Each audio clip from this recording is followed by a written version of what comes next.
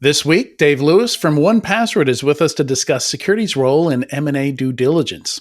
Then, for our topic segment, we're going to discuss the importance of breach transparency to the cybersecurity industry. Finally, in the enterprise security news, a funding, a few acquisitions, and an IPO for the first time in forever. The IPO bit is the new one. Attackers are really actually starting to use AI now. We've got several interesting stories there. Some researchers spent all of August poking holes in all the AI tools. Someone got Microsoft Copilot to be an accomplice in a cover-up. Microsoft is making a big change in Azure that will probably break some stuff. No, Flipper Zero can't help you steal a car, just the stuff in it. Domain names are free to register now, maybe? Disgruntled former employee goes to jail. AI tricked into doing more bad things. All that and more in this episode of Enterprise Security Weekly. This is a Security Weekly production for security professionals by security professionals. Please visit securityweekly.com/subscribe to subscribe to all the shows on our network. It's the show where we talk security vendors and aren't afraid to name names. It's Enterprise Security Weekly. Do your end users always, and I mean always, without exception, work on company-owned devices and IT-approved apps? I didn't think so. So my next question is, how do you keep your company's data safe when it's sitting on all those unmanaged apps and devices?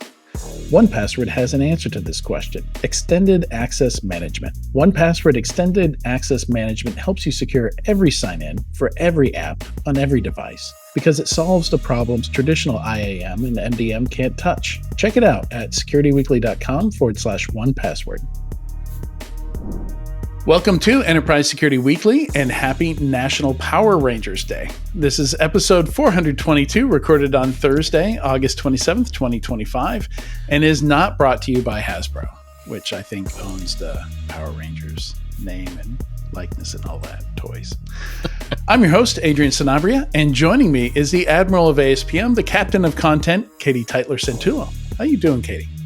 I am well. I was looking up national days before this, and I guessed that you were going to go with Power Rangers. So here we are. You did? And I have never watched. We've done a lot of these. You should know. Yeah, I knew this was the one, and I have zero to contribute when it comes to Power Rangers, unfortunately. Same. Like, I know what they are, but I don't even know the colors or anything. I know the Ninja Turtles. Does that count? It counts for something. Yeah. I mean, that counts for something different, but it's not Teenage Mutant Ninja Turtles Day. So, also with us, the connoisseur of cloud security, our single origin co-host and resident coffee sommelier, Ayman Elsua. How you doing, Ayman? Hey, Adrian, how you doing? Got my green tea today, so changing it up a little bit. No coffee today. Earlier, I had enough coffee. So, all right. Yeah, I do not have any caffeine with me, but I have had more than enough today. I had my morning coffee and I had a latte a little bit later. I pumped out a blog post on Substack, feeling good. I was very productive. Nice. So very, very happy about that and thankful for caffeine in making Is there that happen. ever enough caffeine, though? I mean, I was up until midnight worrying about a blog post, a rapid response. And then, boom, at 5 a.m, my dog woke me up. So then I started talking to my Israeli colleagues. And once you do that, it's over. So I've been up since 5 on 5 hours of sleep, which is not good for me. So I could use more caffeine. So just send it my way if y'all are done. Okay. I don't know if I get over caffeinated, my brain it just shuts down. I need to go for a run to get it out.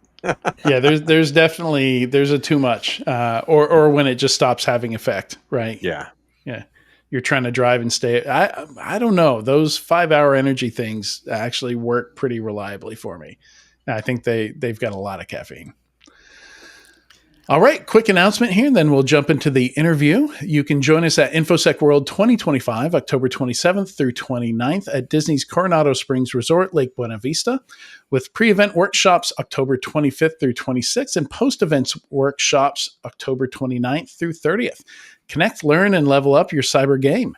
Save 25% now with code ISW25-SW at securityweekly.com/ISW2025. All right, so this interview is sponsored by 1Password, and today's topic is security's role in M&A due diligence. We're excited to have Dave Lewis, Global Advisory CISO for 1Password, with us today. Welcome to the show, Dave. Thanks for having me back. How are things? Things are great. Show's going really well. I'm excited about the news today. There's just, it's been one of those weeks where I thought I was done adding items for the news segment. And then I added another one, and then I added another one, and then something else crazy happened. And it's just been one of those weeks. It's amazing how it goes in fits and starts. But yeah, there's been some, especially in the last 24 hours, there's some very interesting news that is broken. Yep. And we're going to be talking about it. So this will ship on Monday, even though we're recording on Thursday. So that news won't feel quite as fresh. But so September 1st is when people will first be listening to this.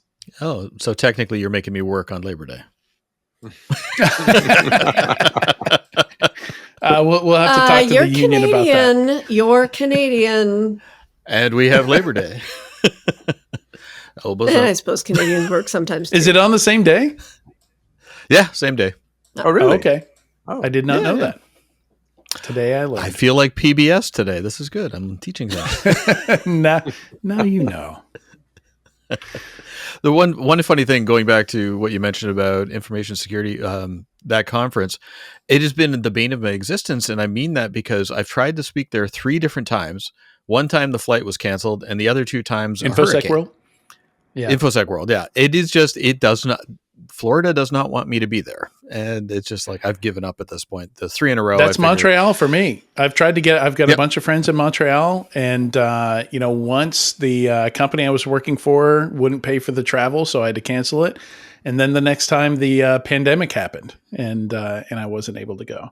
But there's been 2 conferences that, I had a speaking slot for and couldn't go. So, all right. Yeah. So getting into this, I feel like this has been a topic that's been around for a long time. I don't think this is a new thing, Dave, talking about including cybersecurity folks in M&A due diligence. I think the first times I heard this coming up as a topic were before 2010. I even saw security products advertising themselves as something that you could use in like a one-time way. I think Core Security and Red Seal used to advertise themselves as like M&A due diligence tools, where you could go in and, they used to combine the network infrastructure with your vulnerabilities and show you different attack paths into the environment. They were some of the first tools to do that. So, but I'm curious what you're seeing, Dave. Is this, from your perspective, are you hearing about this more often, or what are you seeing here? It goes in ebbs and flows, and I've been dealing with this, and I really didn't appreciate how much I've been dealing with M&A until we sat down and did a webinar about this at work, and it was sort of struck me that I've been working on M&A stuff for over 20 years. And it really does ebbs and flows. And what I mean by that is you'll have a season where all of a sudden all these companies are being gobbled up by larger fish, then a few years of new startups happening, and then it happens all over again. So I see that if you're going by the ebbs and flows, that we are at a point now where a lot of companies are being acquired. And this is becoming really more of a conversation that has really risen to almost a fever pitch in a lot of ways. And that's just it, is as these companies are being brought together, the amount of security issues that can crop up as a result of trying to put, various companies together is not something to be sneezed at. And when you look at it from the perspective of all these cloud implementations and what have you, and adding in artificial intelligence into the mix, all of a sudden, the opportunity for things to go very badly very quickly is risen significantly to what it was, 10, 20 years ago. Yeah. And it's, I actually asked ChatGPT the other day, I just remembered about some examples of cybersecurity having an impact on M&A deals. And of course, the one that really jumps out probably in most of our memory was Yahoo, right? Yep. Was that deal, which I think had a $1 billion plus impact on the deal price there, right? Oh, it was a significant haircut to say the least. And that was just it. It's like sorry. had known I'm about overselling it. It was a $350 million price reduction. But still, I've got that in my sofa cushions. I think I could have taken care of that for him. Who am I kidding? It's just when you're dealing with numbers that large, it's like that is a material impact for an organization. And these are the kind of things that really don't get talked about a lot in the wider audience. And this is why we, took the opportunity to start talking about this, because I've lived it. I've seen things go horribly wrong. I've seen them go incredibly right. But it's an interesting thing that a lot of this conversation wasn't happening. And I was very fortunate to take a training course on mergers and acquisitions through the Wharton School. And I learned a lot about that as well. So it was like, oh, wait a second. I have actually been doing this for a very long time, and I just didn't really appreciate it. And when I see things go horribly wrong, like in one financial institution I worked at, we bought a company in Asia and we were going to integrate them together. So we had to do due diligence before the deal was closed. I was all set to go over there. And then my boss, who will remain nameless, decided they were going to do it. They flew overseas and did exactly nothing. They went shopping. They went to restaurants. There was no work product that was produced, just an email saying, yep, everything's fine. Thankfully, I left that. It was a paid vacation. And this is the kind of thing that when I talk to people about M&A stuff, this is not uncommon, this sort of nonsense where it's like, the great Oz commands it, don't look behind the curtain, everything is fine. Mm-hmm. And again, we see this repeated behavior. And unfortunately, this comes back to bite people. It's not just a North American thing. This is a global issue. So making sure that we have cybersecurity people at the front end, as opposed to, my favorite line is you can pay $1 an hour, 10,000 on the back end. And that's just it. A lot of times people opt for, everything's fine. We'll just wave our hands and hope for the best. And unfortunately, hope is not a strategy. Yeah. One of the questions, a lot of times like security and IT technology, everybody comes in like, oh, by the way, we bought this company. They're starting on Monday.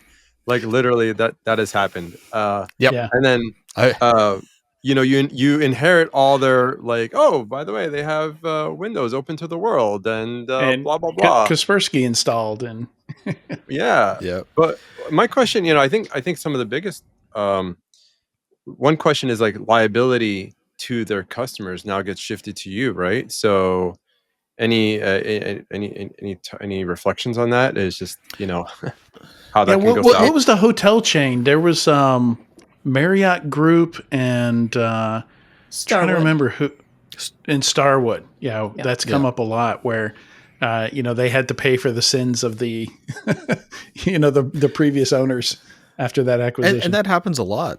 That really does happen a lot where, the acquirer, takes on all of the risk that was, if it wasn't identified up front or the due diligence wasn't done properly, all of a sudden it's like, oh, okay, this is a problem. Like one company that I dealt with where we acquired another shop, we had one of the, I can't remember which side of it. Our company had Salesforce and their company had a different system that was completely, apples and oranges, and they two wouldn't integrate. When I left that shop, it was still operating as two separate entities because they couldn't integrate the two companies. And that had a serious financial impact. Like that wasn't a cybersecurity related issue, but that was a significant cost because they had to pay care and feeding for two different systems. And, those sort of ERP systems are not cheap.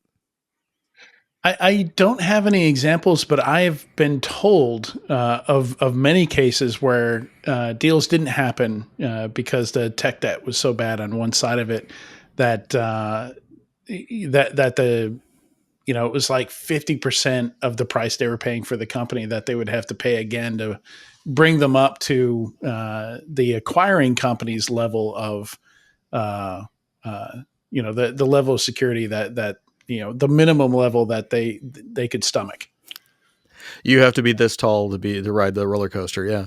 And I've lived through that where we had one shop that I worked at years ago. We were looking at a company to acquire and we did say no because the cost to fix everything that was horribly broken offset the value proposition. So it was like, no, we actually had to say no. And it's okay to say no, because sometimes you just have to walk away from a bad deal. There's no sense in, pushing forward with it, because if you bring in a system that's an organization that's horribly broken from a cybersecurity perspective, you're bringing in all of that risk, and they could potentially have bad actors that are resident in their systems now. And they do have that possibility of that then becoming spread throughout your organization as well. Hope is the case that it won't be, but again, hope is not a strategy. And that's a common consulting product, right? Like professional services firms will do a like pre-existing compromise analysis for you. The company I used to work for did those things all the time, where they would before an acquisition would, kind of like the I don't know about Canada, but when you buy a house in the U.S., you're required to have somebody come out and check out the house, before you can get a loan on it, right, to buy it. Yeah, we have the same sort of thing here where they'll come out and do assessment, but it's an elective, or at least it was 20 years ago when I bought my place. Yeah, it's required here, I think. Yeah, it probably, I hope it is here at this point, but that's definitely something I'm not 100% sure about. But I don't understand why somebody wouldn't do that due diligence when they're buying a house, because you find out the furnace is blown and you got to replace that in a week after you move in. These are the kind of things that, well, especially in Canada, having a busted furnace is when the snow flies, is not going to help you. Yeah. Well, they're two different kinds of quote inspections. You've got the homeowner's inspection, and then you've got the finance assessment. So two separate things here. You can, in fact, waive your homeowner's inspection. Oh, yeah. Can you? Okay. Not recommended.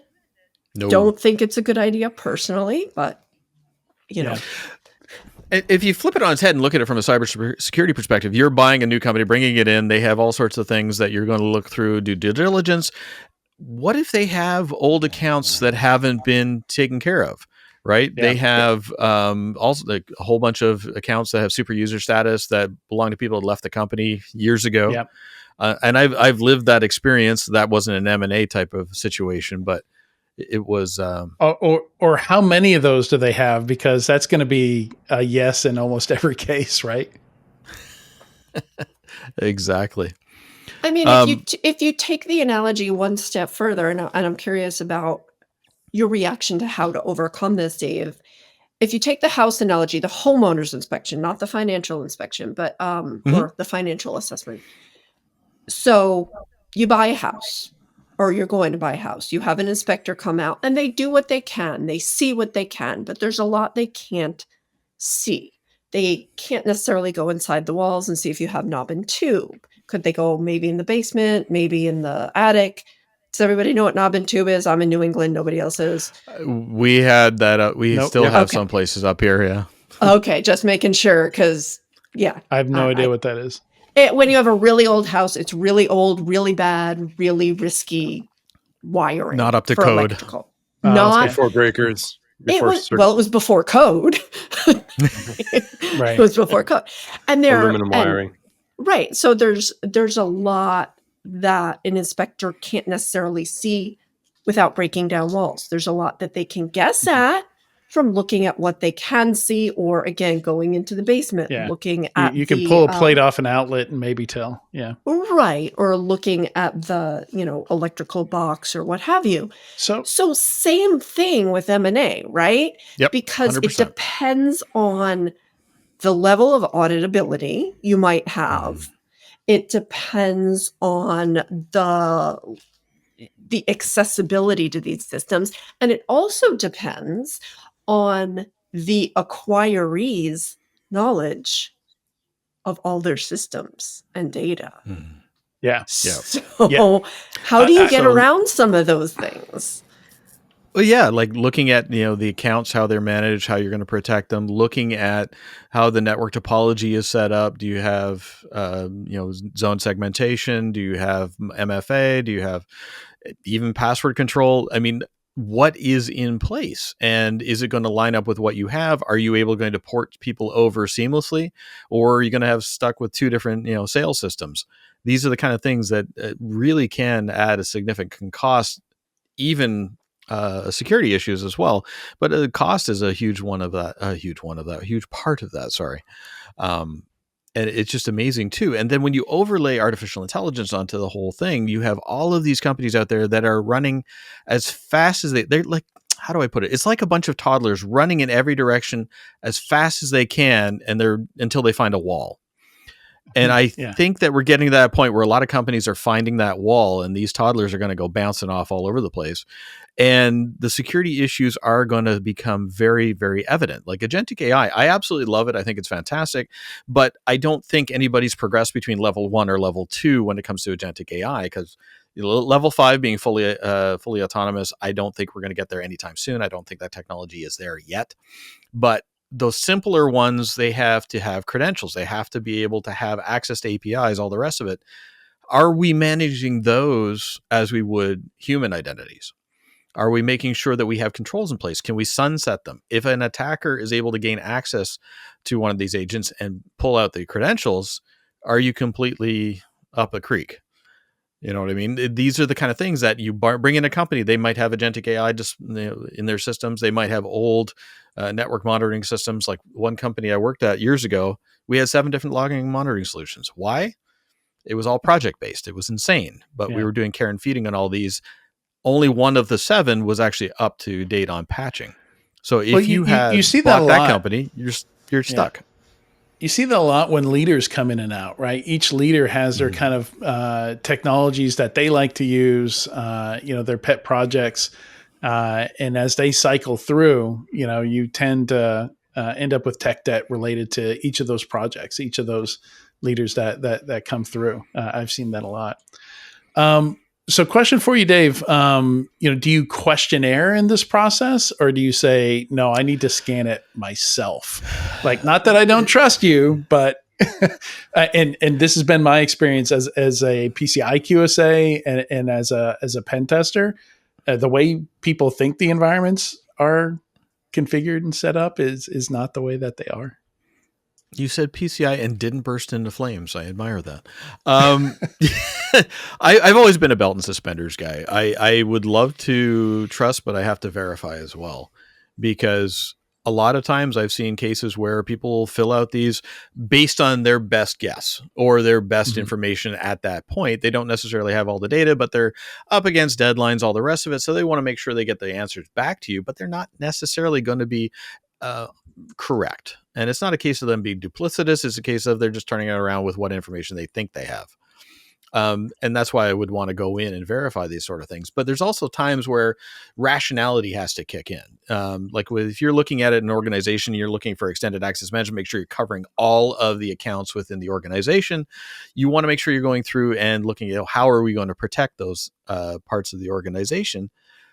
But we flip it on his head and look at it from the pieces that are coming in, and I've completely lost my train of thought. So that was fun. I got you, Dave. I was rolling there, and I turf toed it. So yeah, maybe. I mean, there's a lot of factors with an acquisition, right? A lot if of you're moving doing parts.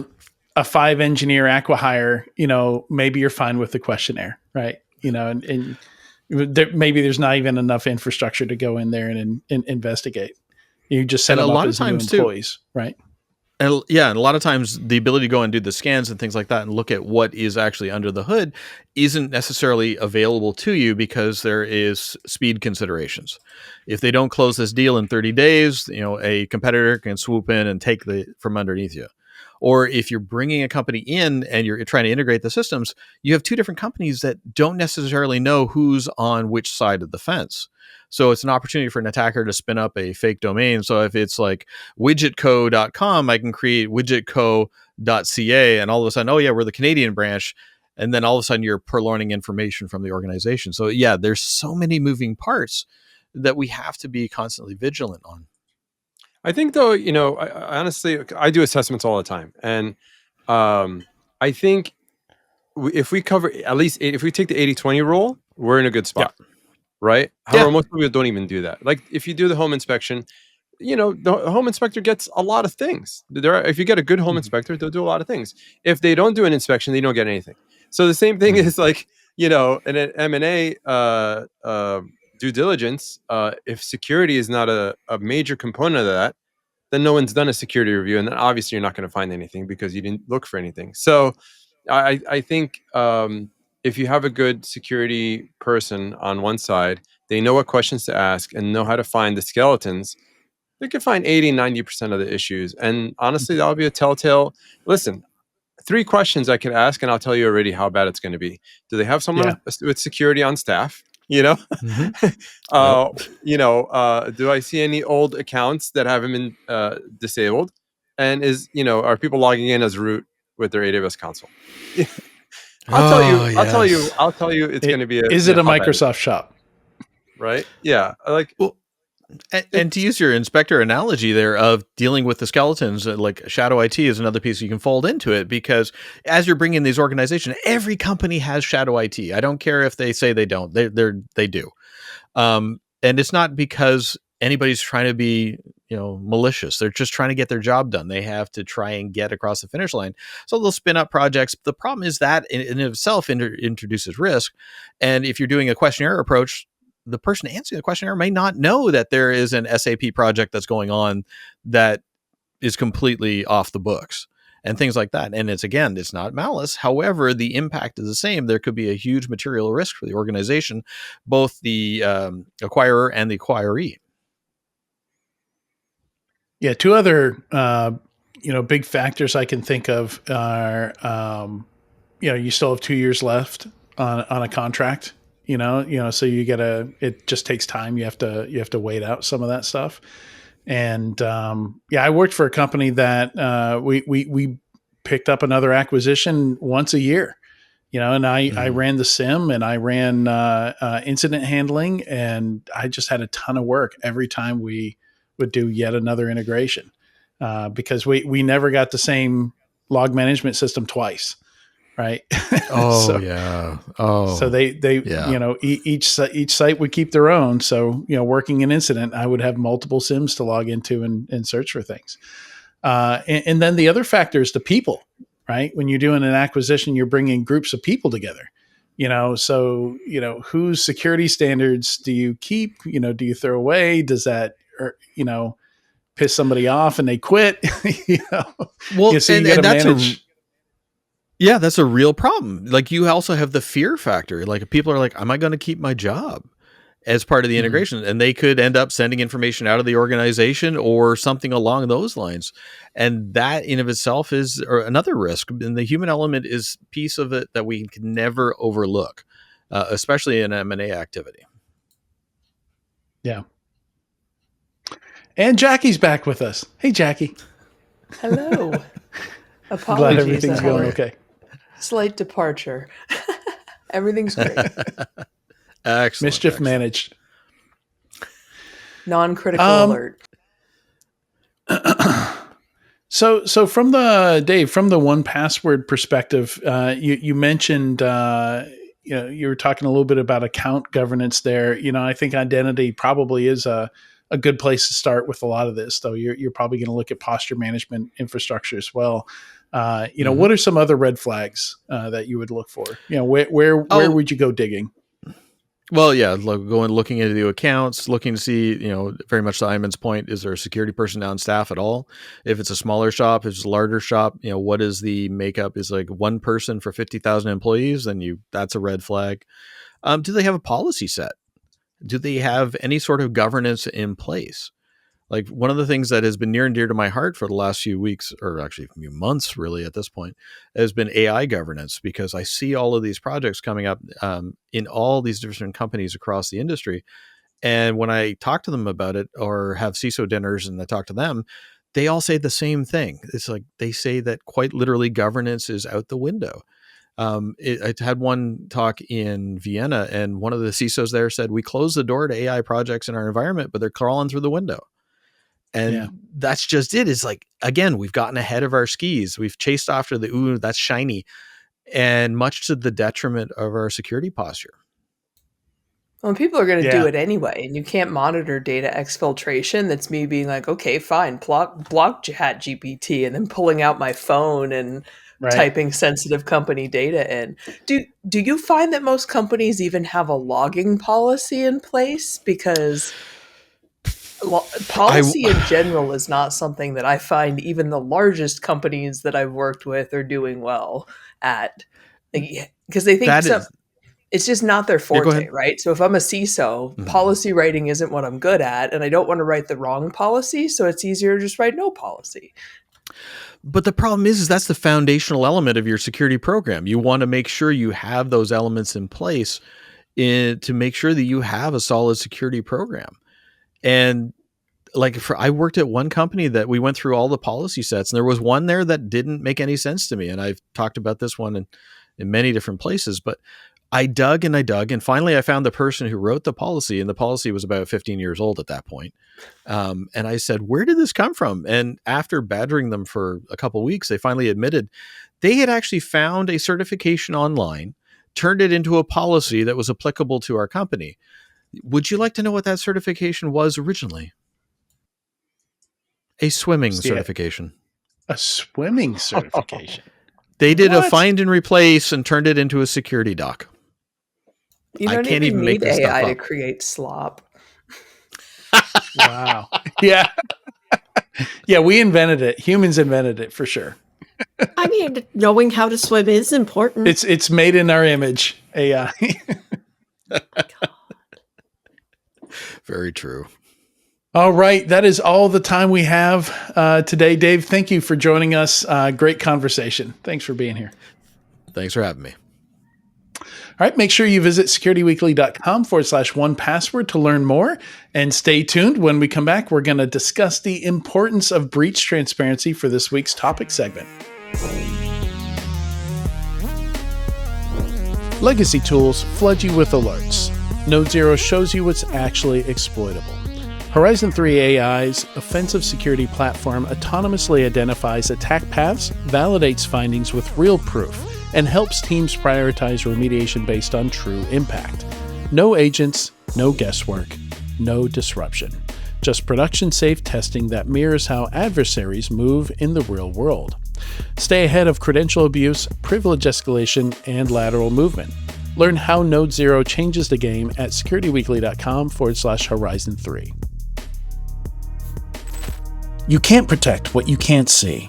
Everyone knows that, right? That's why Run Zero gives you total visibility across your internal and external attack surfaces. Worried about unknown and unmanageable devices? They've got those covered too.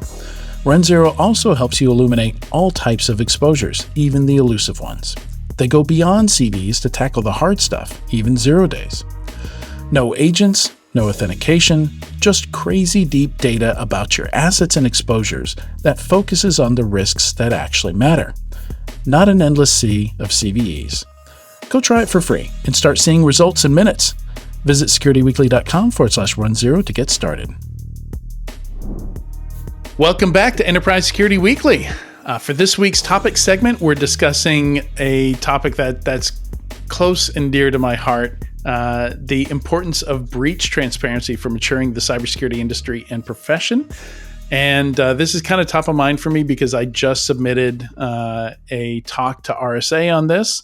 Got one in at the 11th hour, and me and Adam Shostak are going to tackle this one together because he's also someone that every time I talk on this, everybody's like, hey, you should talk to Adam. Adam posts on similar stuff and thinks along the same lines. And so it's interesting when I usually bring this up, people are a little confused. They're thinking, already there's laws that say you have to say that you had a breach, but that's not really what I'm talking about when it comes to breach transparency. What I'm really talking about is that investigative report that tells us exactly this person messed up and then this control didn't work. And then we would have detected it, but the detection didn't work. And this whole series of failures that happen that allow this thing to get as bad as it gets. So that full investigation report, which requires really more than just, we forgot to patch this thing and it was exploited, but also our people weren't well enough trained on how to use the tools and kind of the cultural problems and things like that. And we occasionally get this level of detail. And I think we're getting it enough now that we can really kind of functionally use it. But I still think inevitably it's going to have to be required. Every other industry has full investigations that are released publicly on big failures and how they happen. And I don't even care who failed, right? From the perspective of getting value out of the lessons to be learned, it can be totally anonymous and we can still learn from it. Like maybe we would want to know what vertical it's in, what industry it's in, but yeah, and kind of what I want to discuss here and get y'all's thoughts on is what do we see as the barriers here? Like is this going to have to be regulated to happen? It seems like it is in most other industries. Yeah, I mean, the only industry that comes to mind, I guess, is the airline industry, where you have an independent body that does an investigation that, comes up with a root cause and determines what level of transparency is necessary. I think, I don't know, I want to say that even with regulation in place, having worked at two financial institutions at opposite ends of the we give about regulations spectrum, what you can and can't justify under those regulations, still I don't know. Just having gone through Fidelity, Fidelity is about as buttoned up as it gets. They're a privately held company, so they're protecting their own money, so they really care.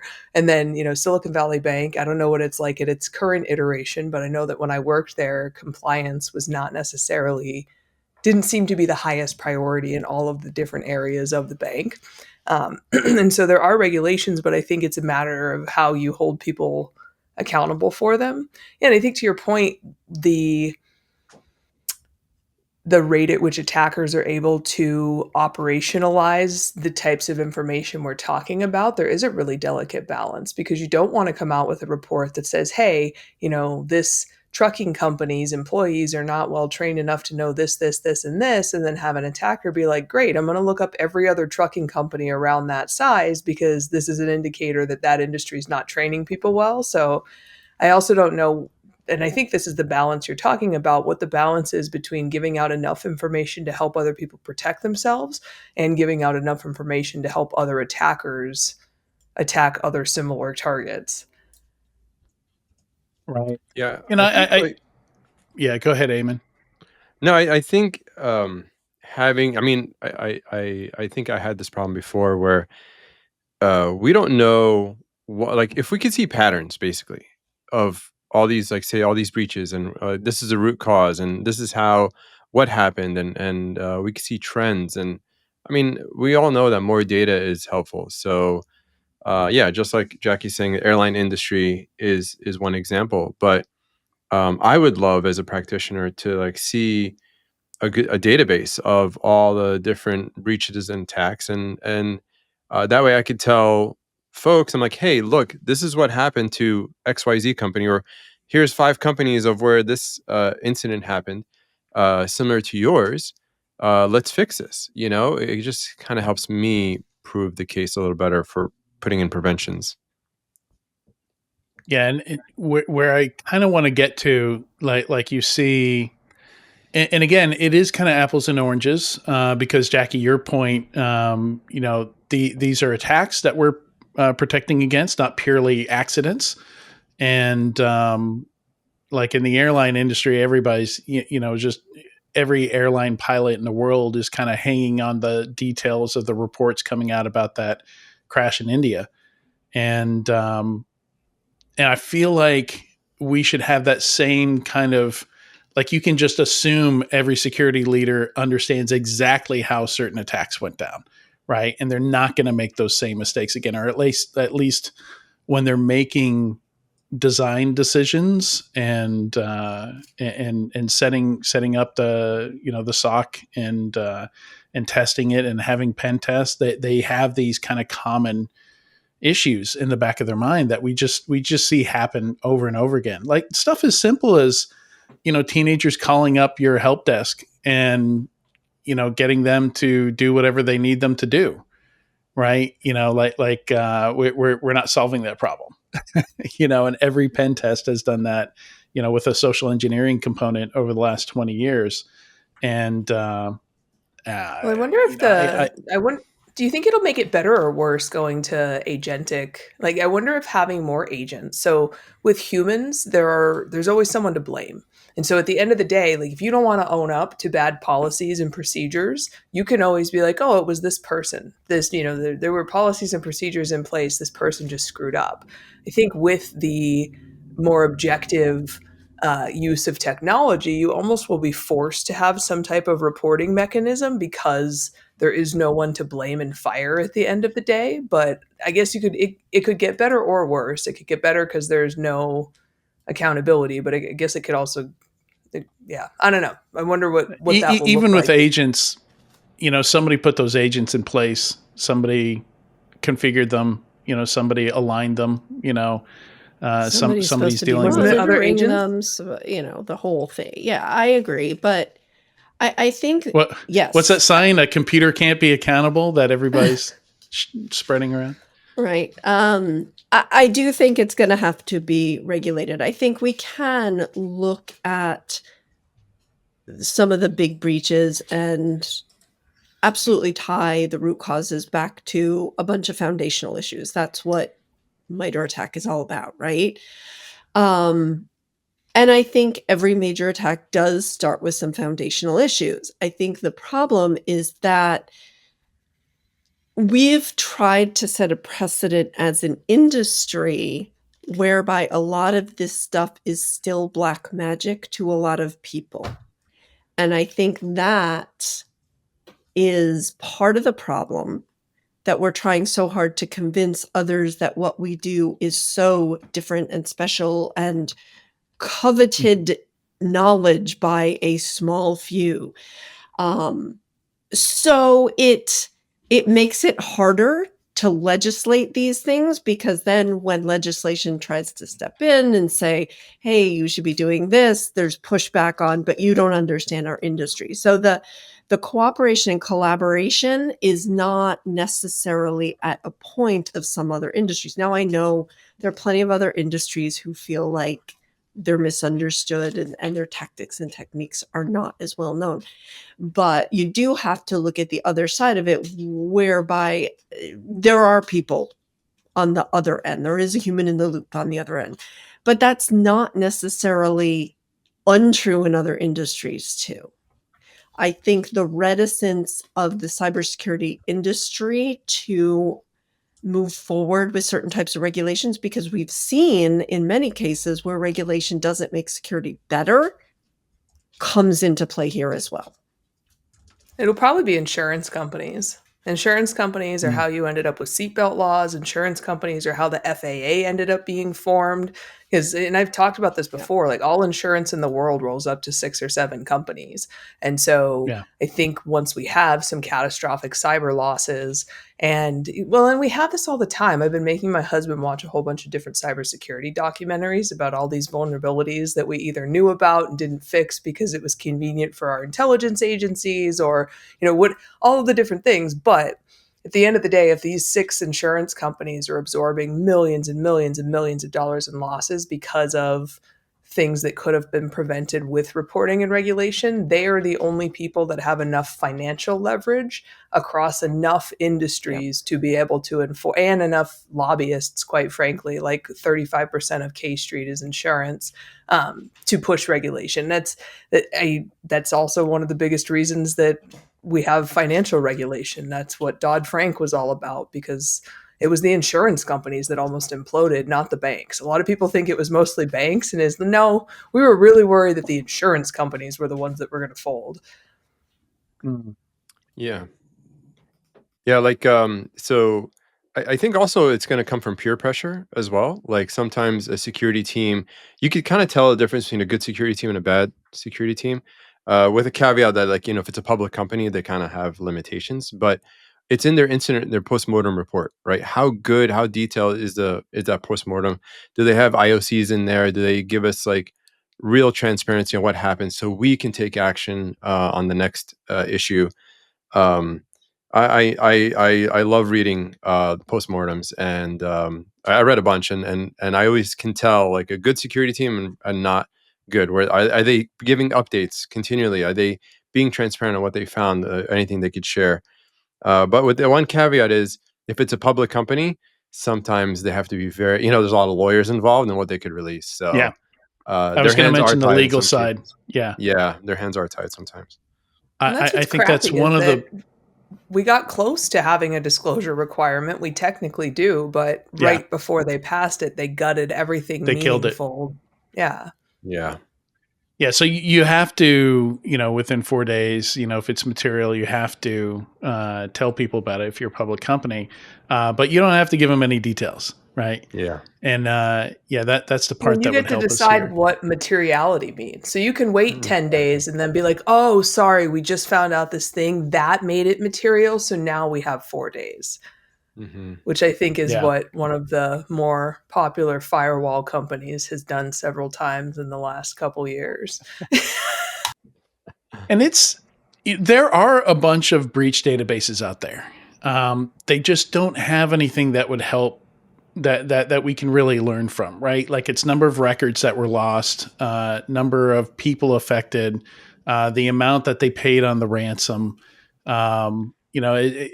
Like some of these breach databases even have like the name of the judge, that the class action suit, and the address of the court that it was in. If you look at, I forget the insurance company. I want to say it's AIG. There's an insurance company that has this big breach database, and almost none of the fields are useful for this purpose. That I'm looking for here.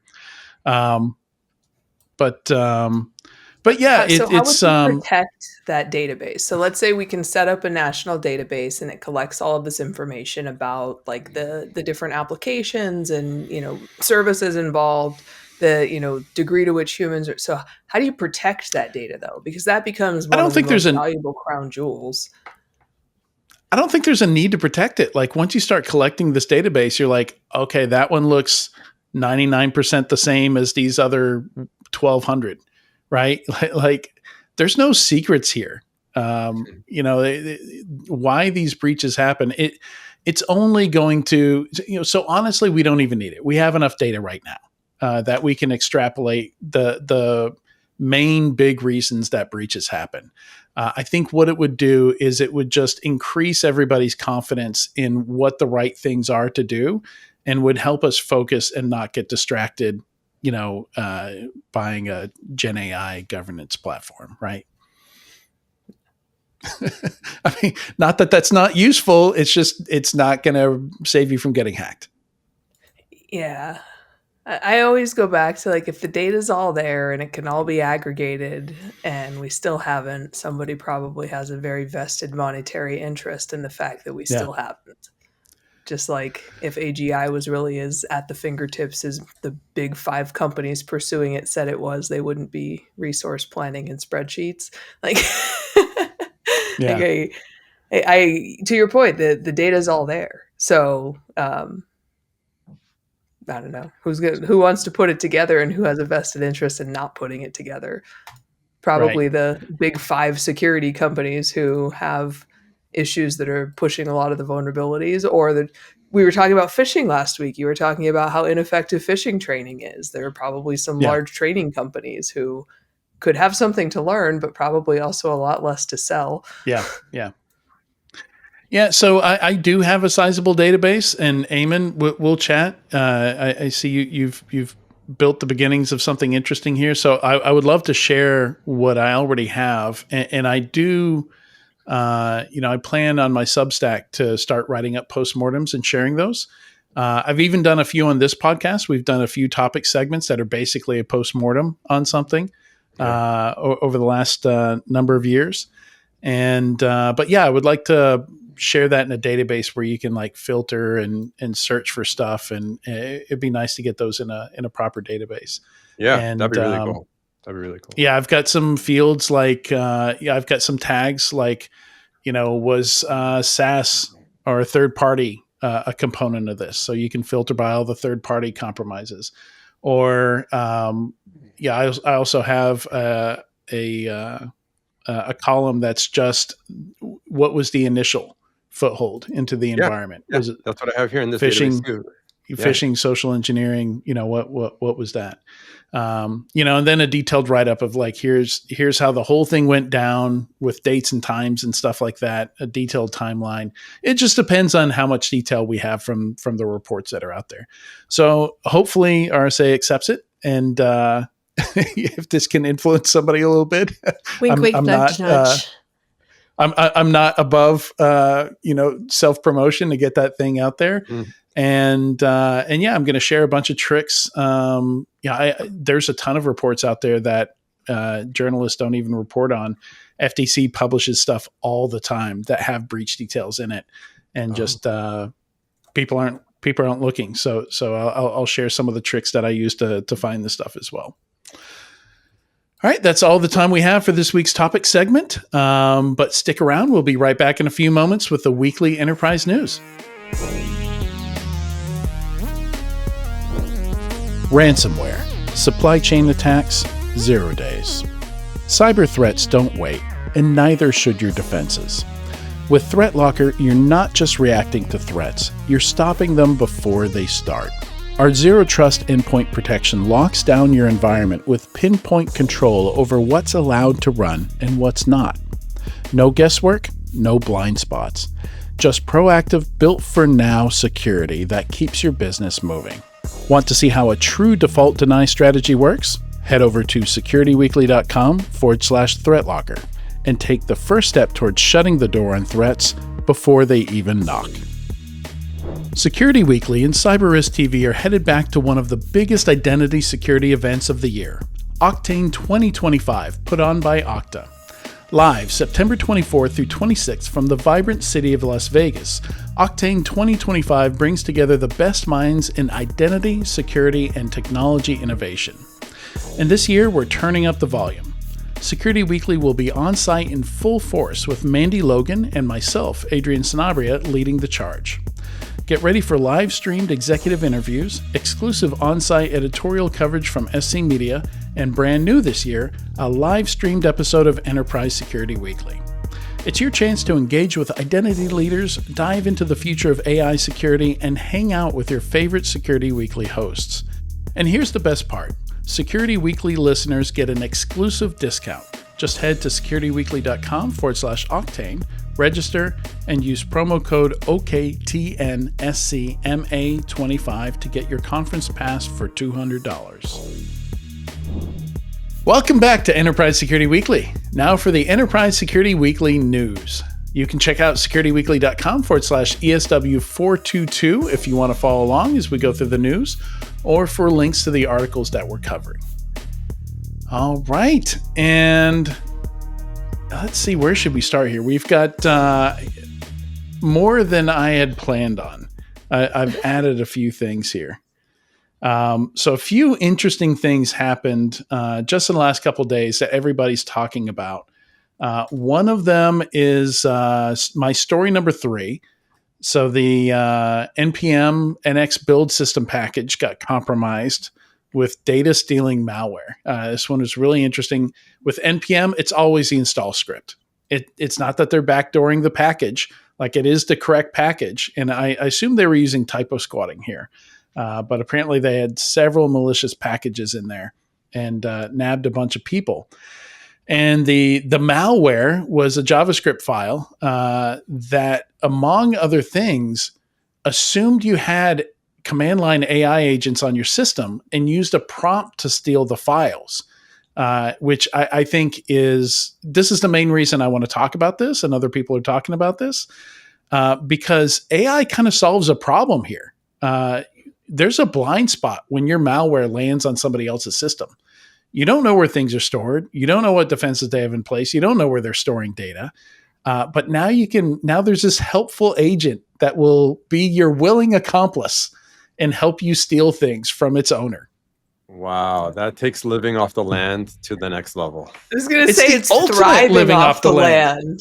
I am living my best automated life off the land. Wow. Yeah. Isn't that crazy? This is like, yeah. I mean, I think this is one of the things that when people say that like AI is going to fully take over security and analyst jobs, there is no way that there's no way you're ever going to find AI that's as creatively destructive as humans are. It's always going to be not one level up, like taking things up a notch, because every time you build something good to defend against things, they're like, ooh, how can I use that for bad? Exactly. Yeah. Useful things are dual use, right? Useful technology can be used for good and bad. Well, yeah. I've been thinking about, I think I was talking a couple weeks ago about how my husband and I were talking about cybersecurity becoming a utility. The other thing I wonder is sometimes they have these like sovereign wealth funds where collectively they purchase technology for the benefit of a country, right? So you put these funds together that's kind of like a venture fund for the country. And you purchase things.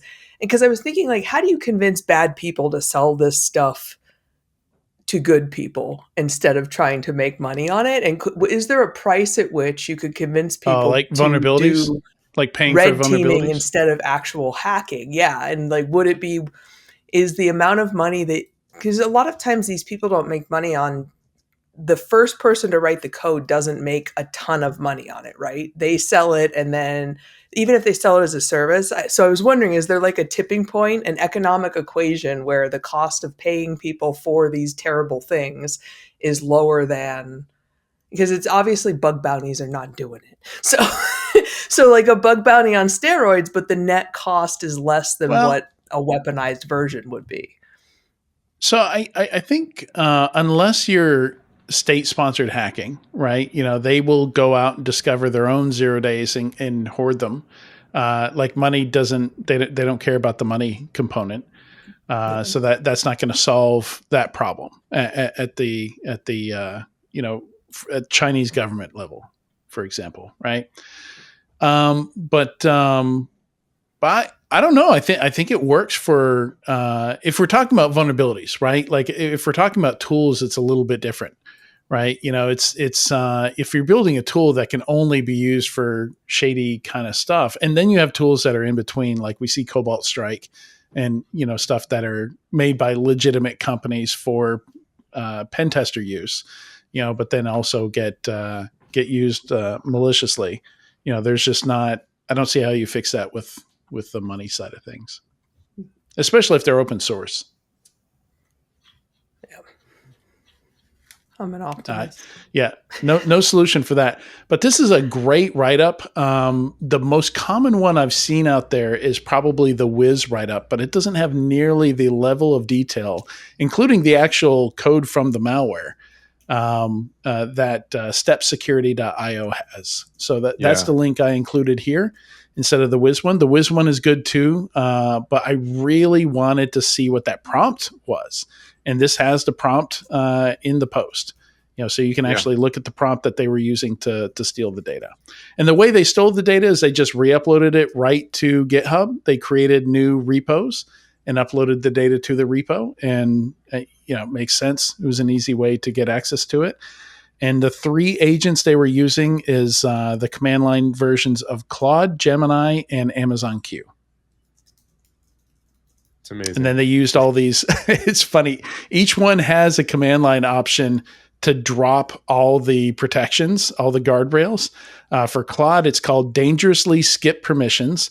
For Gemini, it's called YOLO, --YOLO. And for Amazon Q, it's called trust-all-tools and no interactive. So that was kind of fun to see.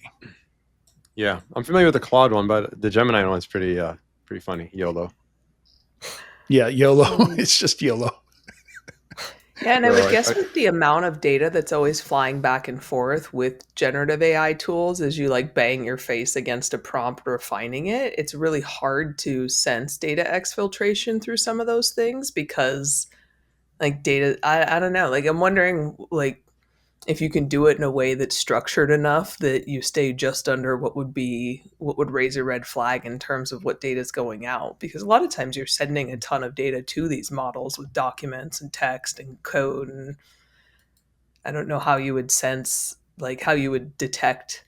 I guess there's some tools out there now that are trying to do it, but it seems like a great way to hide data exfiltration. Yeah, I mean, what they were doing was... Oh, sorry. Go ahead, Adrian. Well, so I was just going to throw some more context in there.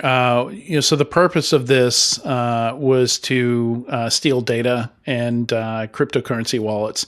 So basically, it was an info stealer. It would go out, it would look for development credentials, API keys, SSH, private keys, stuff like that. And then it would look for common crypto wallets. So I wonder if maybe we'll eventually find out that this might be North Korea as the actor here. Go ahead. Yeah, Amy. And it's crazy. It's crazy as so Claude Code, when you're using, or any agent, sometimes will look into your actual environment variable, environment store and pass and alter your live credentials, which is kind of scary. And in this case, the attacker, the prompt is to recursively search all local paths starting from home and look for secrets.json, .env, everything, keystore.json, secret. So, I mean, I can think of some ways we'd have to figure out a way to protect this so that Claude, first of all, Claude starts anywhere. So, or any of these agents. So what do you protect? How do you protect against this? Do you prevent Claude from starting anywhere? I mean, that kind of prevents you. Do you maybe encrypt your home directory so that only you could unlock it?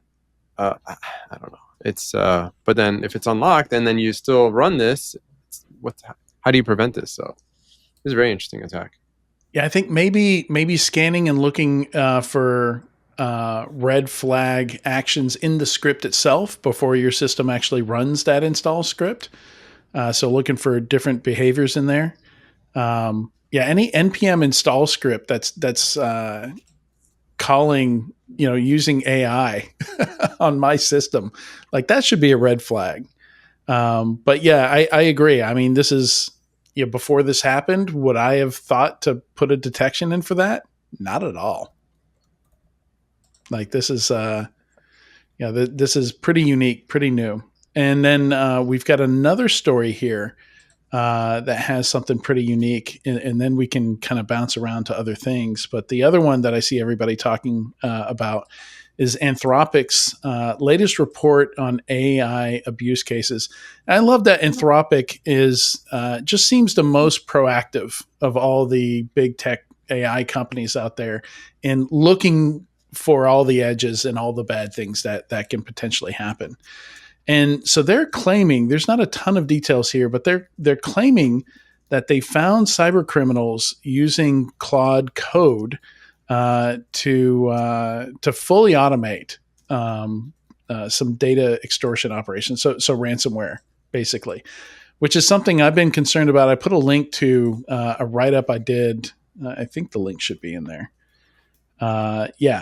Back when we were doing the CyberWhy, me, Tyler, and Katie, I wrote something up titled, "Could AI address the cyber criminal skills gap?" And what I was worried about is if you could take the components of a ransomware operation that were done manually by humans and automate those, then they could scale like crazy, right?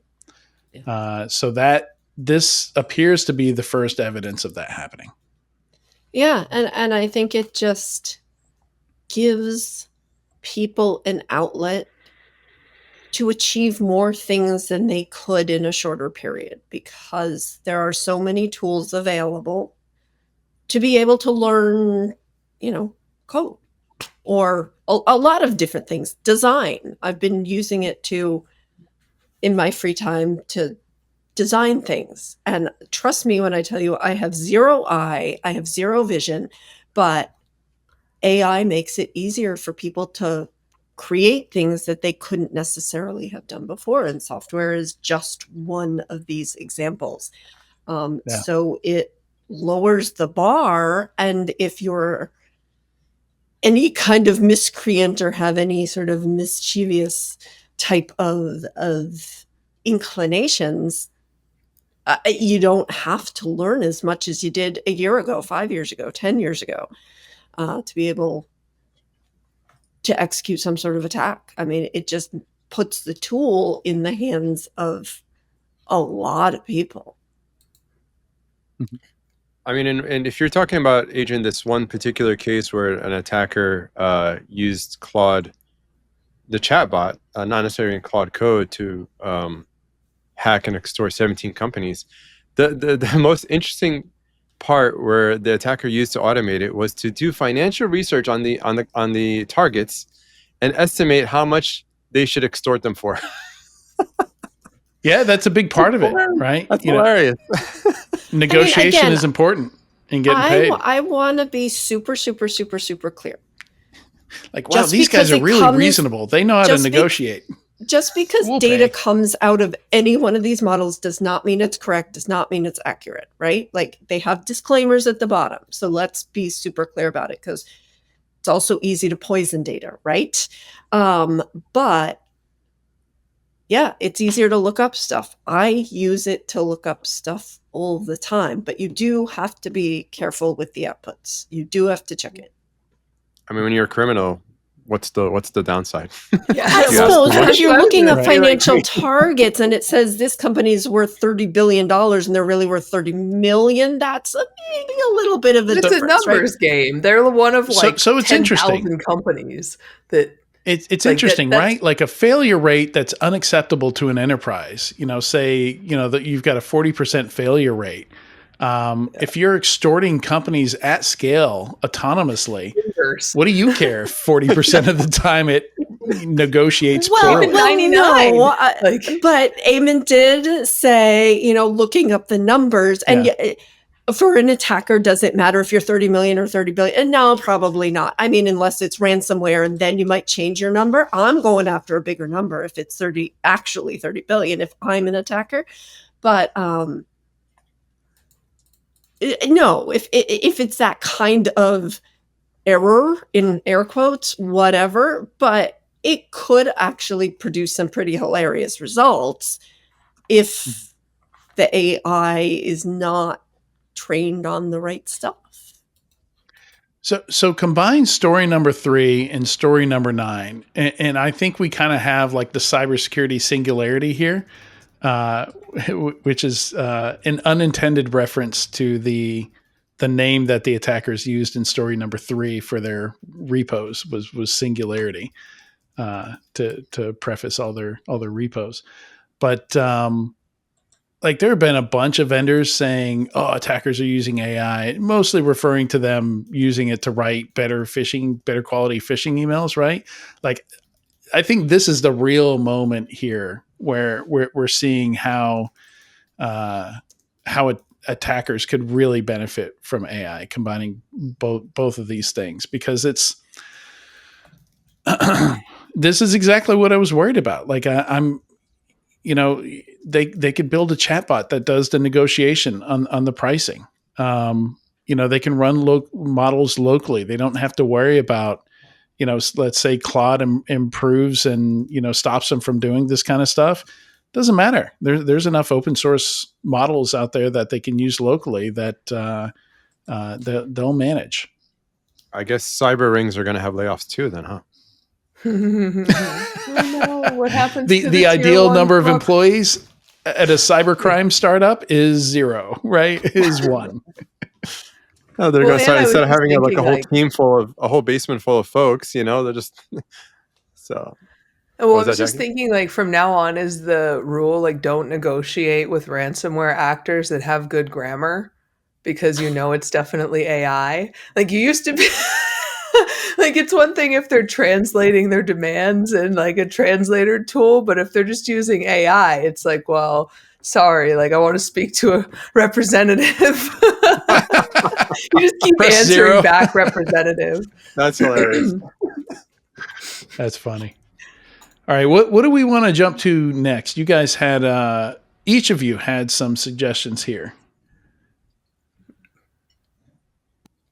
Somebody sent me a really interesting video of a flipper zero measuring, and we can talk about the flipper zero one because sure. So the TLDR of this you just dropped in here. Who put this in here? Is this yours, Adrian? Yeah. Mm-hmm.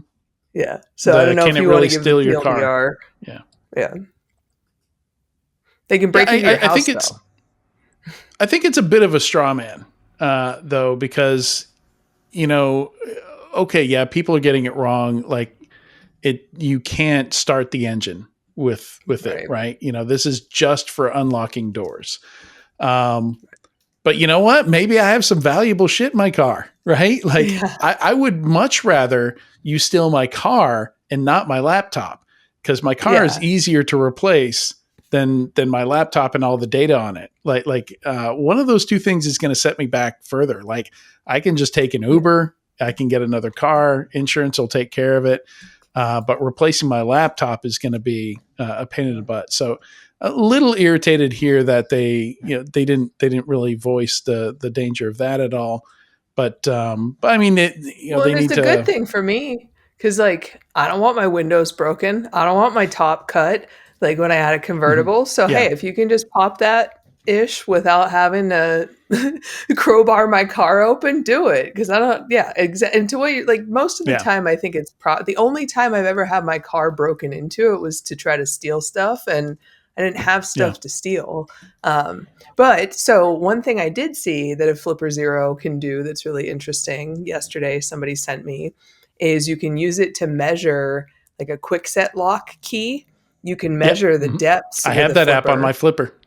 Yeah. And so then you can go to QuickSet's website and use the 6 digits of the depths that you measured on the key. So you hold the key up to the flipper and you basically move the bars up and down to match the teeth on the key, and it gives you this digit code, and that's actually depths. You put that into QuickSet's website and you can order unlimited numbers of those keys. So no, people can get into your car with a flipper, and they can, if they have a copy of your house key or a picture of it.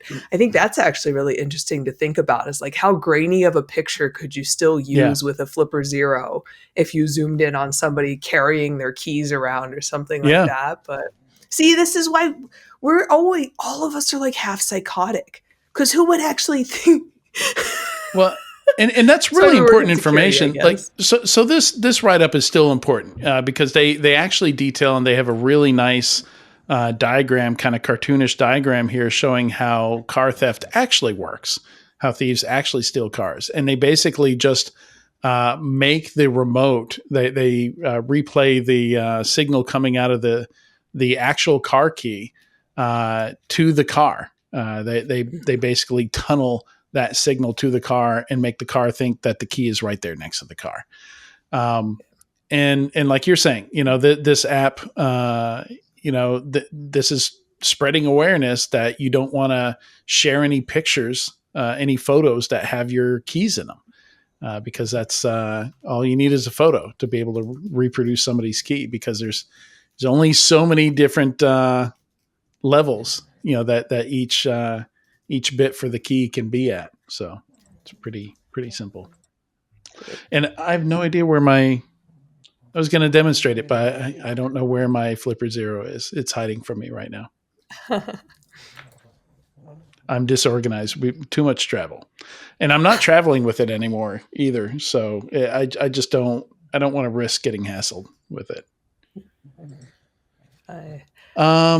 I didn't bring mine this year because same thing. I didn't want a extra friendly TSA experience. Yeah. Eamon, I categorize this as shady AF. Your story number 3. I thought this was, again, talking about PSAs. I think this is an important PSA everybody should hear. Yeah. VPN, a popular VPN on Chrome's web store, caught screenshots of every site you visited. So, I mean, where my eyes were opened was when I saw a DEF CON talk a few years ago, where 80-90% of the VPN providers out there are shady. And we're, at the lightest sense, they'll sell your data to ad providers, which you're trying to avoid. And at the worst sense, they'll just be stealing your data. So this is pretty bad. It's unfortunate. Again, anytime you install a Chrome extension, be aware of the permissions. A lot of times they ask for permissions for all sites. Do not give them that permission. There's no need for that. For a VPN, definitely not. Yeah. Yeah, and honestly, there's probably only like 3 VPN providers that are trusted, and 2 of them are like, Google and Apple. So, honestly, don't be wary. I'm not going to list names of who to go to, but most of them are bad. So you're better off just going with something that's not. I think Dashlane provided VPN service as part of its membership, which was cool. So yeah, go with a company lot that's of companies do. Proton does. I use there you go. Protons. Yeah, so use something that's very public. And again, there's only probably a handful max of actual reputable VPN companies. Yeah, so this is the name of it is freevpn.one. And that is also the website, freevpn.one. So yeah, they, regardless of what you're doing with the app, they're screenshotting every website and sending it to their servers. Lovely. That's awesome. Yeah. I'm sure they get some interesting stuff. I'm not sure I would want to look at that library of screenshots, given what people might be using VPNs for. I don't know. Yeah. That's yeah. Well, and the crap thing too might, is that it's probably being used in some countries for censorship and to see if people are getting outside of state censorship, and that like it's crappy that it's probably being used for bad purposes here, but I'm sure for everything it can be used for here, there are probably other countries where it's being used for significantly worse things to target journalists and activists and all of that fun stuff, who would be using VPNs for some of the same reasons that we would here, to disguise their location, things like that. So they do have a privacy policy on their website, but it looks like it's just basically copied and pasted from every other privacy policy you've ever read. Wow. Yeah. There's nothing specific about it. Yeah, and they said, I think they said something to the effect of like they couldn't even really figure out who's behind it or where they are. So yeah, if you can't quickly figure out what company is behind a tool or a product that you want to use and can't find them established in a country that or in a way that makes sense, like if they're established in, I don't know, Barbados or something, or Seychelles, like there's a lot of red flags you'll run into there. Yeah. I think I wonder if people like inherently trust because it's in a web store that it's trustworthy, right? We know how to make discern a good tool or not, but unfortunately the public does not know, and there's no lack of there's no shortage of awareness that they need to help them make better decisions. Yeah. So Katie, what is this new GitHub feature release here? Oh, I found this so interesting. So this was an announcement by GitHub that they now support immutability in public preview. So probably pretty obvious, but GitHub will now let developers, in essence, shrink wrap or lock their software releases so that they can't be changed. The things can't be tampered with, like the files or assets can't be tampered with, version tags can't be moved or deleted, etc. So the idea behind this, I think, is that developers, companies, AppSec teams want to be able to say, listen, this piece of software wasn't tampered with. They want to be able to say to their customers, their auditors, even regulators, if need be, that code hasn't been tampered with. They want to be able to say, listen, the downloaded software, sort of like what we're just talking about, this is verified. We know what this is. We know what's in there. Unless it was tampered before you made it immutable, but that's a different problem. Right. So what GitHub is saying is this immutability makes releases tamper-proof and verifiable. But right, the risks of immutable releases is that mistakes are permanent, right? Or, as permanent as they become. It means that, pardon me, if somebody's going to go to the extent to make their software immutable, unless you're completely negligent, you want to go through much more due diligence. You want to go through all of the testing, all of the scanning, all of the things to make sure that risky, vulnerable, quote, bad is eliminated. And we already know that developers will skip certain testing. They're overwhelmed with alerts. There's a lot of issues, blah, blah, blah. The whole software process is very hard. And the tools we have for developers can be very, very noisy. So if you're going to make sure that you're releasing an immutable piece of software, you have to go through all the things, which means release cycles are longer. It takes more time. It takes more due diligence, blah, blah, blah. I've been saying blah, blah, blah a lot. Maybe I do need that coffee. Amen. So the issue is that you've got these releases. If they're immutable, in quotes, that's great if you've done all the right things, but you can't patch it, right? So the release stays in place. Right. You have to publish a completely new release if you need to change it, if there are vulnerabilities, right?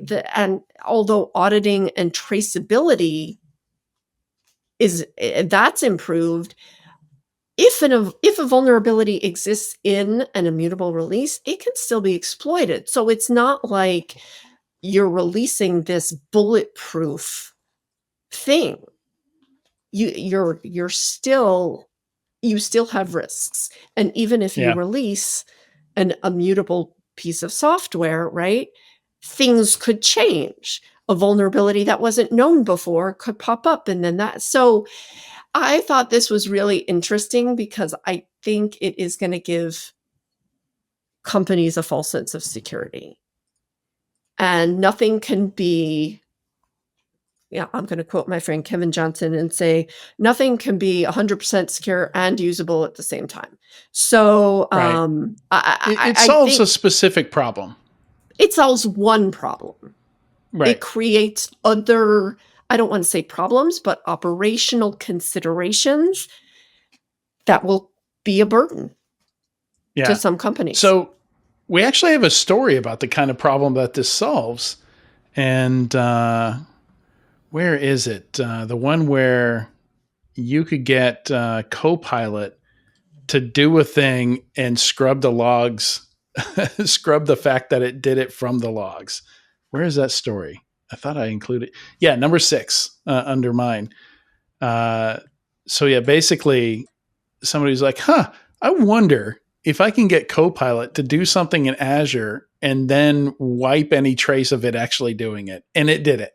Apparently Microsoft has fixed it, but I just thought that was, make a good segue, as that's kind of an example of what you're trying to prevent with the immutability here, which, your audit logs should be immutable as well. And a lot of standards require them to be after they're written, and nobody can go back that's and insane. That is change wild. them. Yeah. Yep. Ooh, so supposedly fixed by now, but I wonder who else has the same problem, right? I wonder if other services still have the same problem. Can we talk about China's Great Firewall? Because I went down Let's do it. Large rabbit hole on this. Yeah, I don't know anything about it, so I'm eager to hear. Yeah, so I shared a story, and it's of somewhat dubious origin, right? So China has this thing called the GFW, which is the Great Firewall, essentially. And it is the barrier between regular people in China and the outside world. So kind of all internet traffic goes through this thing. And on August 20th, there's a site that's dedicated to monitoring traffic. And I'm trying to remember what it's called. It's like the GFW report. And so I tried to find more about who maintains this and ended up going down a rabbit hole on 443 instead. But anyway, for a little bit over an hour, something happened with the Great Firewall in China that blocked 443, port 443. And if you're not familiar, port 443 is basically what HTTPS That's everything runs these days. on. Everything in the world runs on 443, right? It's what secures traffic, and predominantly. And so, I started catastrophizing, because that's what we get paid to do in security, about, okay, what if this happened in the US? And so I like that word, catastrophizing. Yeah, catastrophizing. Well, just kind of like, if this is one of two things happened, right? Either somebody broke something, and like I've DDoSed myself. I think we've all DDoSed ourselves. It happens. You push a SQL database with a null value or something, like, blank value, and something terrible happens. I had a mismatched time zone in a industrial control system, basically DDoS the entire company's network one time. So if this happened in the US, one, all of your cute little AI services, all those APIs, they're done, cooked. And for the vast majority, like some very, very highly sensitive businesses may have backup ports for 443 configured, like 8443 is one. There's a handful of other ports that you can theoretically use as a backup, but how many enterprises actually have those procedures in place for, hey, if 443 stops being a thing? So this is just a really interesting kind of case study. And if this ever happened here, this would be really, really bad. So if somebody didn't screw up and somebody was actually trying to figure out like how to effectively accomplish this, they were able to for over an hour. And in the US, that would be enough to cause untold amounts of damage. Not that I think Hanlon's razor applies here, which says, don't attribute to malice what can be attributed to ignorance. And usually when we see something like this, like maybe they had a CrowdStrike moment, every now and then BGP routes get messed up, and, traffic goes to the wrong place. Sometimes it's intentional. Yeah, so it says it exhibited anomalous behavior by unconditionally injecting forged TCP REST and ACK packets to disrupt all connections on TCP port 443. So I guess there are ways you could do that accidentally. I don't know, but it freaked me out. Mm-hmm. So, I mean, what freaks me out is the fact that there's a single point of failure. Like sure, it's for censorship, but man, is that one heck of a single point of failure. Like, I would not want to be part of the team maintaining the GFW, the Great Firewall. Well, a lot of enterprises a lot of larger enterprises are partially or wholly state-owned, right? So I would assume that a lot of them, I wonder if part of that is like a different internet infrastructure. Like, I don't know how much. I know a lot of the traffic in China goes through that, but I don't know if there's an alternative for higher level, like government and enterprise and things like that. So if anybody's a China firewall expert, reach out, because this would be a really fun topic to go down a rabbit hole on. It's just weird. Like the TCP window size is incremented by 1 byte with each packet. I have no idea what would have caused something like this. Yeah. Yeah. Well, and that's to your point, like the first time I ever thought I was being cyber attacked, it definitely was not. And it's almost always something stupid that you broke. But yeah, it's interesting. We link to it so you can read the story. There's a couple other reports I found on it. But yeah, I guess, I don't know. So Eamon, you're a CISO. You're supposed to be telling us all what to do. Do you have every single 443 port redundant with like an 8443 or a 20 or something else that you could communicate on? And I guess it wouldn't matter if you did, because unless everybody else was too, right? Yeah. I'm just trying to make sure people don't have anything listed on 80. So I'm just trying to make sure 80 is not listed and redirecting to 443, let alone have redundancy. Yeah. I mean, definitely, from a global, CloudFront type of redundancy, sure, but yeah, it's what's next? Let's do something that in Adrian's words, it gets worse. It gets worse? But the question here is, like, we'll never know if this was like intended or not, right? So No, that's probably not. the fascinating That's part. probably not going to be a public report that's forthcoming. Yeah. Yeah, and I mean, I guess the other thing that you could it could have also been some type of adversarial thing, right? So there's nothing to say that somebody didn't get into China or into China's firewall from outside and do something. Sure. Like, there's all kinds of potential, but with Taiwan in dispute, I can't help but think of like, oh well, what would happen if Taiwan lost 443? Anyway. I've caused some really weird stuff to happen while pen testing.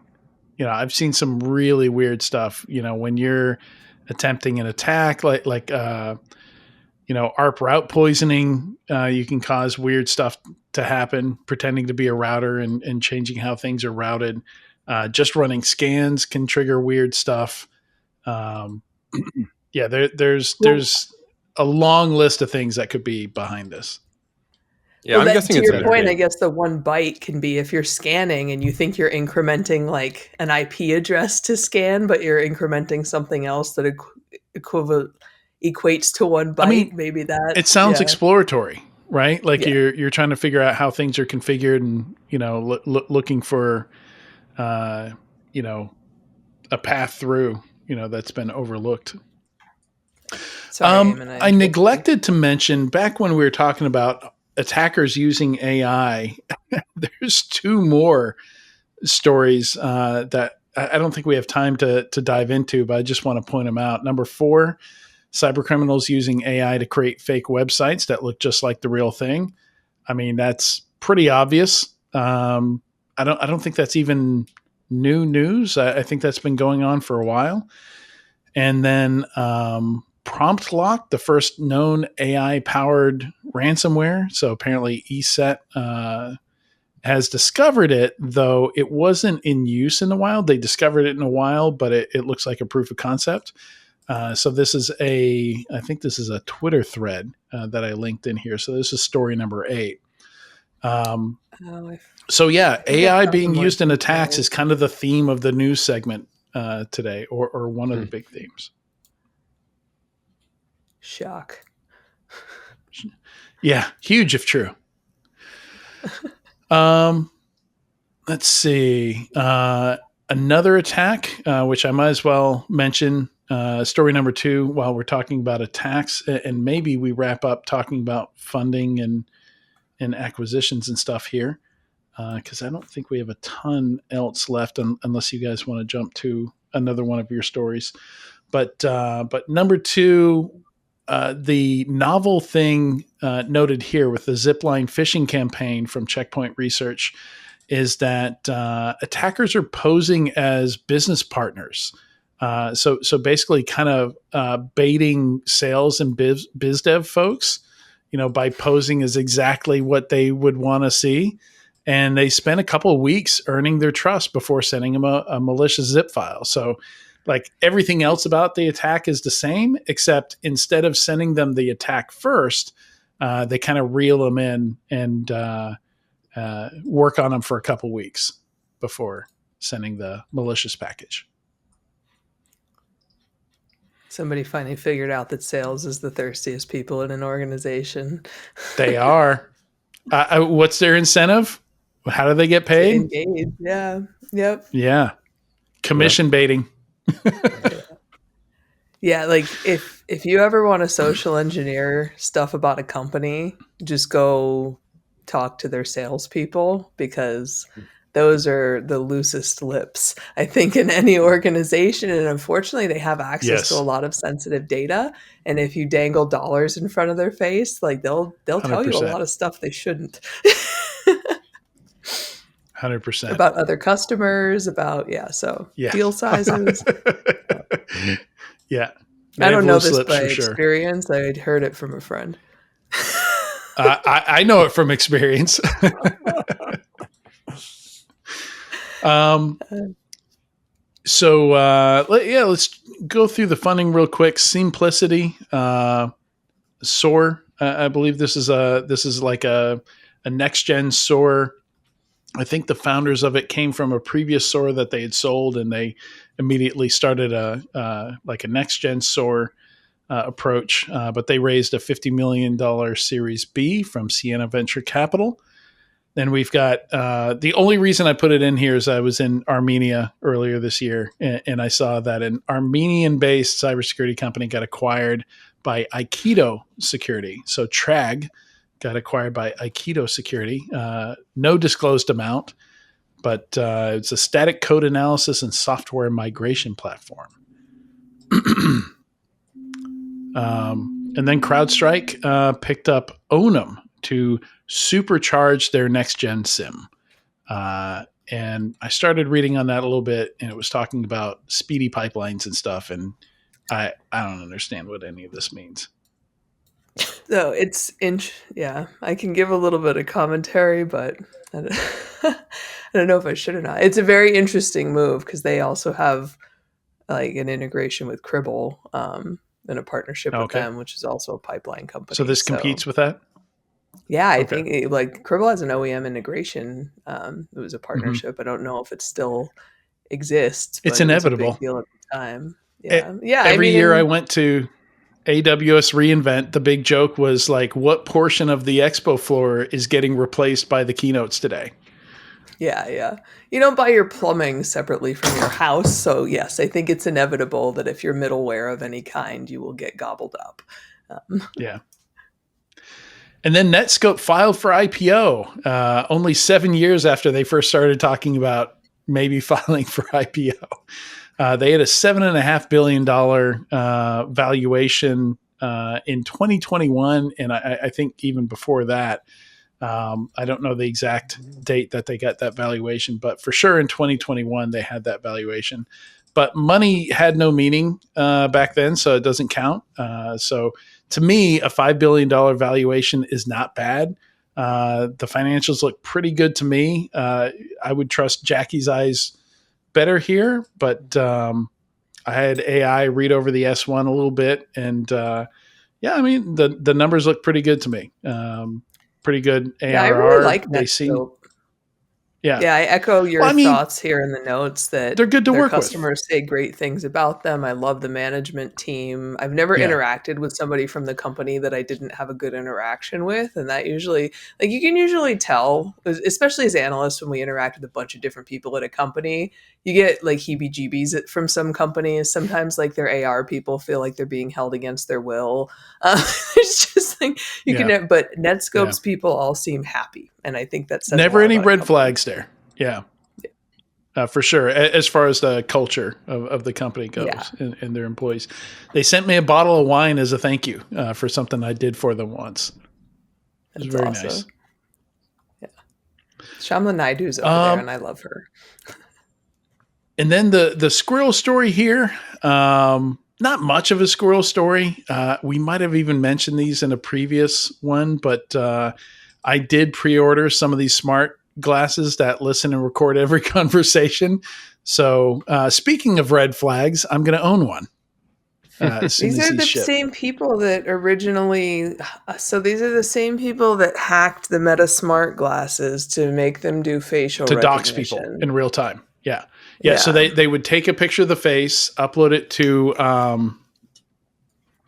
I'm blanking on the name of it, but there's a service where you can upload a photo of somebody's face and it will show you all the web pages. Like where that face is. And it's all the better that I'm blanking on the name. I'm not sure I should point too many people to it, but there, suffice to say, there are services out there where you can just randomly take a picture of somebody with your phone and then look it up and find their name, their address, all that kind of stuff pretty quickly. And they just automated that into the glasses.